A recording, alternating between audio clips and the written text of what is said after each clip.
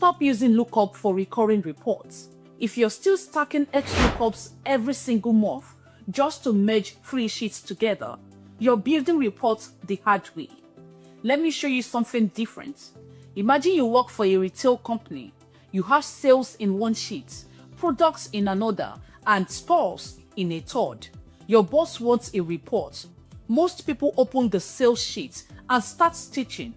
XLOOKUP for the product name, XLOOKUP for the region, XLOOKUP for the price. Sure, it works today, but next month, you have to copy those formulas down.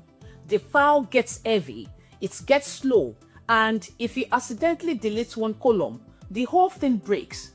Instead of merging data with formulas, we are going to connect the data properly.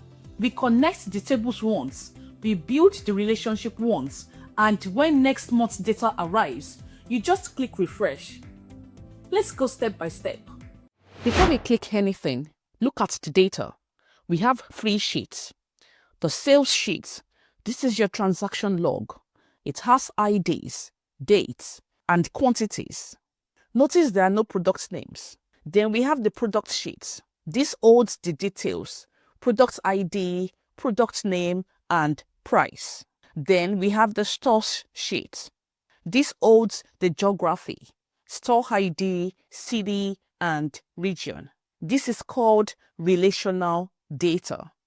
The product ID is the bridge between sales and products. The store ID is the bridge between sales and stores. Old school Excel users try to flatten this into one giant sheet.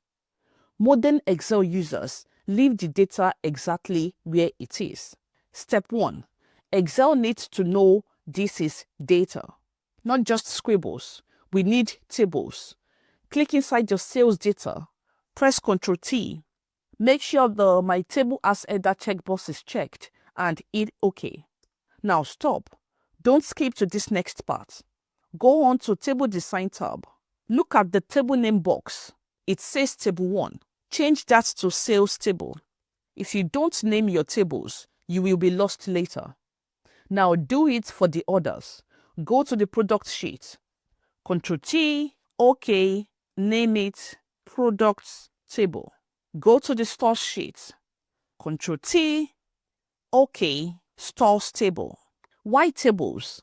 Because when you paste new data next month, the table automatically expands. You never have to drag a formula down again. Now, we load this into the brain of Excel, the data module. Click inside your sales table. Go to the Power Pivot tab and click Add to Data Module. Pro tip, if you don't see the Power Pivot tab, just go to the Data tab and look for the green Manage Data Module button. So click on this button, Manage Data Module, and you'll get it. Now let's repeat this for product sheets. Click inside your product table, Power Pivot, Add to Data Module. And for stores, click inside the table, Power Pivot, Add to Data Module. Excel now holds all 3 tables in memory. But right now, they are strangers. They don't know they are related. In the Power Pivot window, click Diagram View in the top right. This is the coolest view in Excel. You can see your 3 tables. Now simply drag the lines. Click Product ID in the Sales table and drag it to the Product ID in the Products table. Click Store ID in the Sales table. Drag it to the Store ID in the Stores table. That's it. You just replaced thousands of XLOOKUP formulas with 2 lines. Close the Power Pivot window. You're done with plumbing.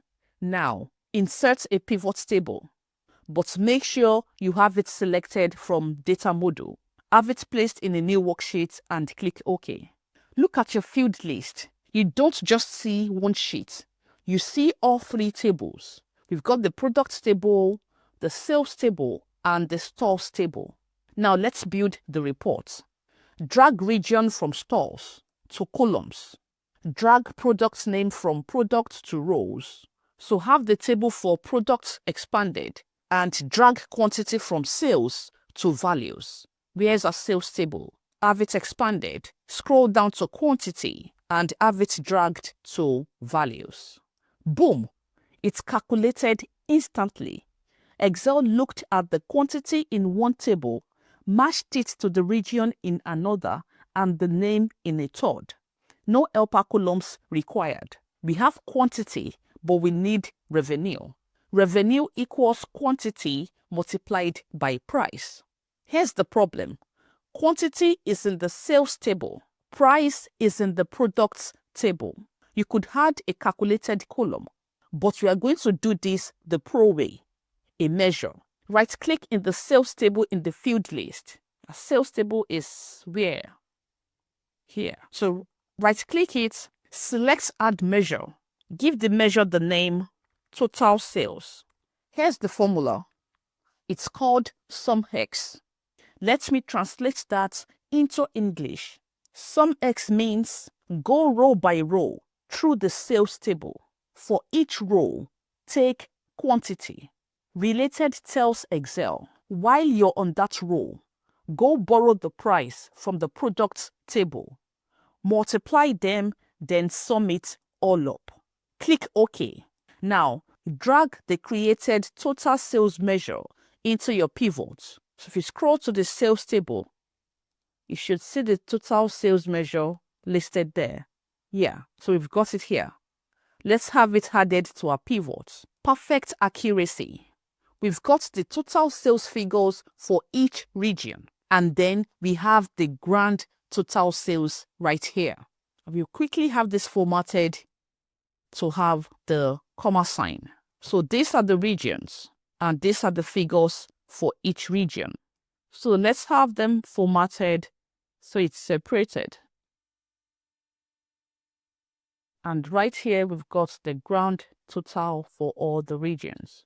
Now, for the magic trick, let's say next month's sales data comes in. To demonstrate this, I'm going to have this copied and pasted down below here. The table auto expands. Now go to your pivot table. Right-click, refresh. Done. The relationships held. The SUMX measure recalculated. The report is updated. You just save yourself 2 hours of work every single month. This is the difference between knowing Excel and modeling in Excel.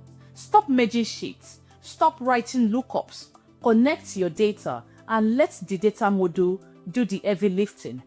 If you want the practice file I used in this video, check the link in the description. Hit like if you learned something, and I'll see you in the next one.